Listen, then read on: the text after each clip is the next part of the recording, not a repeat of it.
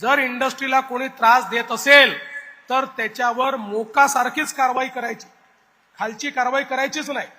काही झालं तरी उद्योगाला त्रास हा महाराष्ट्रामध्ये होऊ नये, या पुण्याच्या भागामध्ये मधून आम्हाला इंडस्ट्रीकडनं तक्रार येते की आम्हाला त्रास दिला जातोय, आम्हाला ब्लॅकमेल केलं जात आहे, आमच्याकडनं वसुली केली जाते।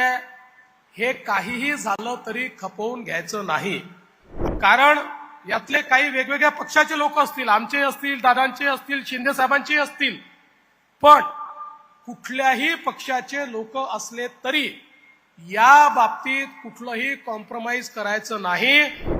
आज अतिशय आनंदाची गोष्ट आहे की पिंपरी चिंचवड आयुक्तालयाच्या नवीन इमारतीचं भूमिपूजन आपण या ठिकाणी केलंय।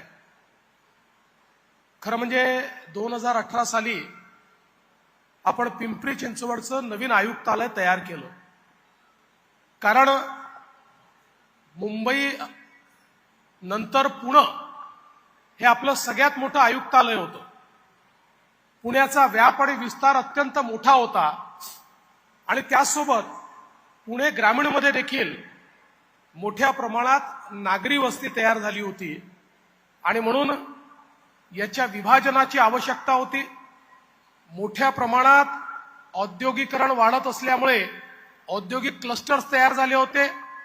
तिथली गुन्हेगारी रोखण्याकरता त्या ठिकाणी विशेष व्यवस्था करण्याची आवश्यकता होती आणि म्हणून त्यावेळी आपण निर्णय घेतला आणि या पिंपरी चिंचवडला एक नवीन पोलीस आयुक्तालय आपण दिलं। आणि आज मला अतिशय आनंद आहे की या 2025 साली हे नवीन आयुक्तालय आता आपल्या स्वतःच्या इमारतीमध्ये जाणार आहे। खरं म्हणजे जमिनीकरता अनेक अडचणी त्याच्यामध्ये आल्या, पण मागच्या काळामध्ये ती जमीन खरं तर आयुक्त आमच्या पाठीशी लागले होते की विधानसभेच्या निवडणुकीच्या आधी याचं भूमिपूजन करा, पण मी त्यांना हे सांगितलं की जोपर्यंत सगळ्या परवानग्या होऊन आणि टेंडर निघत नाही तोपर्यंत मी कधीही भूमिपूजन करत नाही। त्यामुळे ते झालं की आम्ही भूमिपूजन करू आणि म्हणून ते सगळं झाल्यानंतर आज या ठिकाणी हे भूमिपूजन होत आहे। मगाशी माझी क्लिप आपण बघितली, ज्यावेळेस पुणे आयुक्तालयाच्या भूमिपूजनाला मी गेलो होतो त्यावेळेसच मी सांगितलं की आपली सरकारी इमारती ज्या आहेत या सरकारी इमारती चांगल्या झाल्या पाहिजेत असा आपला सातत्याने आग्रह आहे। आणि म्हणून पहिल्यांदा आपण नागपूरचं पोलीस आयुक्तालय हे अतिशय चांगलं त्या ठिकाणी तयार केलं। पुण्याचं आयुक्तालय हे त्याच्यापेक्षा चांगलं तयार झालं आणि आता देशातलं सगळ्यात आधुनिक पोलीस आयुक्तालय हे चौबेजी तुम्ही नशीबवान आहात की तुम्हाला ते मिळतं आहे। आणि निश्चितपणे ज्याचा उल्लेख अजितदादांनी केला, दादांना एक एस्थेटिक सेन्स आहे। एखादी इमारत कशी असली पाहिजे, ती कशी दिसली पाहिजे याबद्दल त्यांचा विशेष आग्रह असतो। त्यामुळे त्या एस्थेटिक सेन्सचा विशेष लाभ या इमारतीच्या डिझाईनमध्ये झाला आणि म्हणूनच अतिशय सुंदर अशा प्रकारची इमारत या ठिकाणी होते। तशीच सुंदर इमारत ही पोलीस अधीक्षक कार्यालयाची देखील होते। खरं म्हणजे या इमारती बघितल्यानंतर या सरकारी इमारती आहेत असं वाटत नाही।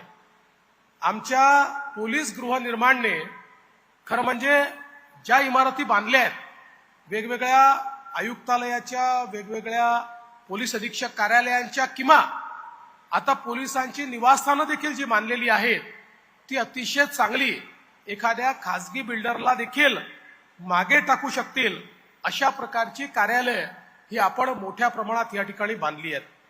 आज या निमित्ताने CSR मधनं देखील आपण माळुंगे माणचं पोलीस स्टेशन त्या ठिकाणी तयार केलेलं आहे। ही खरोखर अतिशय समाधानाची आणि आनंदाची गोष्ट आहे। या निमित्ताने मला आयुक्तांना एवढं सांगायचं आहे की पिंपरी चिंचवडचं आयुक्तालय तयार करत असताना एक मोठा औद्योगिक भाग या भागामध्ये तयार होतोय आणि म्हणून आयुक्तालयाची गरज आहे।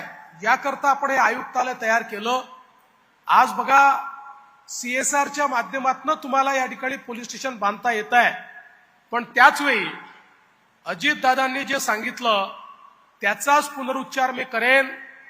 विशेषतः या पुण्याच्या भागामध्ये, म्हणजे हे तुम्ही पण लक्षात घेतलं पाहिजे आणि हे एसपींनी लक्षात घेतलं पाहिजे.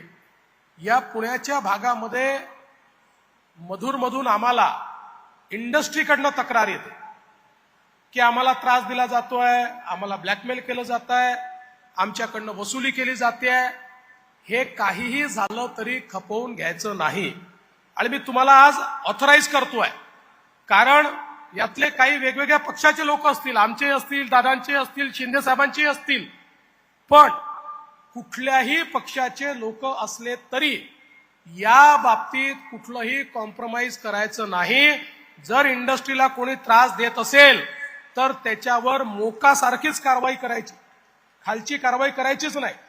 काही झालं तरी उद्योगाला त्रास हा महाराष्ट्रामध्ये होऊ नये. आज हा जो पुण्याचा भाग आहे हा खऱ्या अर्थानं आपलं मॅन्युफॅक्चरिंग कॅपिटल आहे. महाराष्ट्राचं मॅन्युफॅक्चरिंग कॅपिटल हे आमचा पुणे जिल्हा आहे. टेक्नॉलॉजीचं कॅपिटल आमचा पुणे जिल्हा आहे. आणि आता जगभरातल्या लोकांशी आम्ही इंटरॅक्ट करतोय त्यावेळी खूप मोठ्या प्रमाणात आपल्याकडे गुंतवणूक येते. आजच दादांनी सांगितलं तसं 2 फॅक्टरीचं, एकाचं उद्घाटन, एकाचं भूमिपूजन आम्ही करतो. इतक्या मोठ्या प्रमाणात गुंतवणूक येते. या गुंतवणुकीला पोषक वातावरण ठेवणं ही आपली आवश्यकता आहे आणि निश्चितपणे मला विश्वास आहे की तुम्ही ते काम पूर्ण कराल.